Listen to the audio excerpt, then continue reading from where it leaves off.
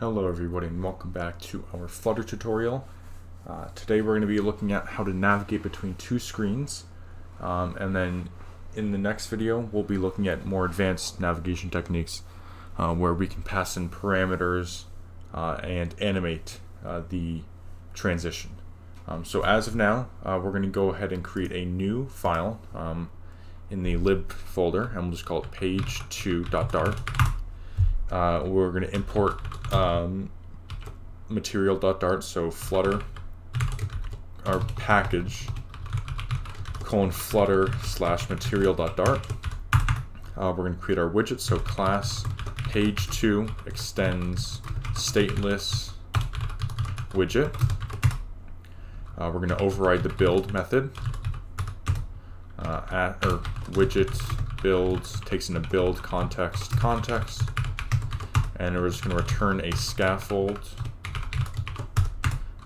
and a semicolon, and then in scaffold we're going to have an app bar, which will just be an app bar with a title of a text of page 2, and then we'll have a body which will just be a text element that just says page 2.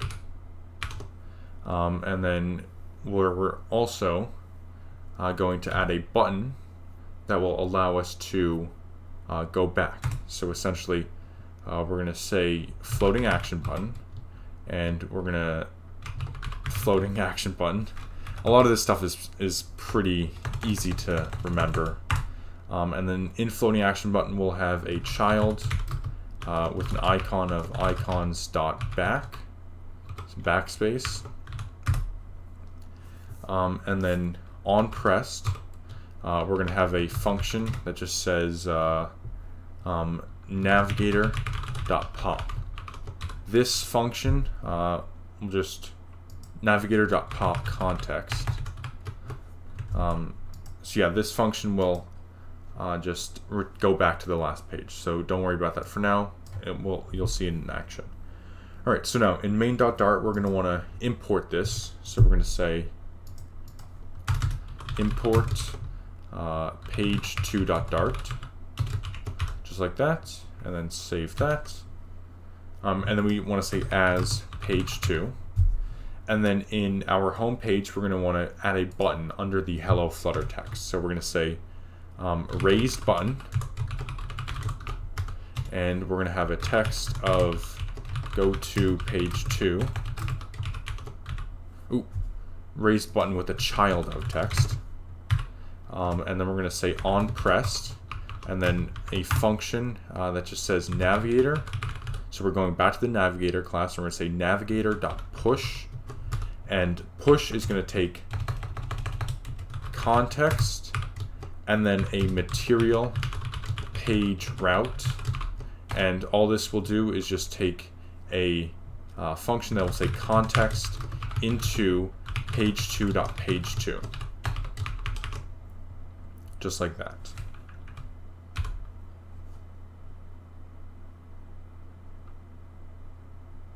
You have to name this as builder.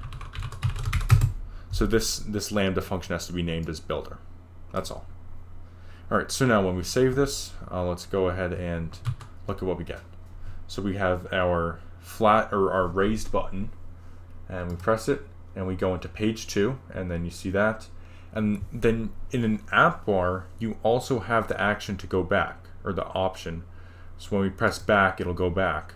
But if we want to use the floating action button, that will also pop everything.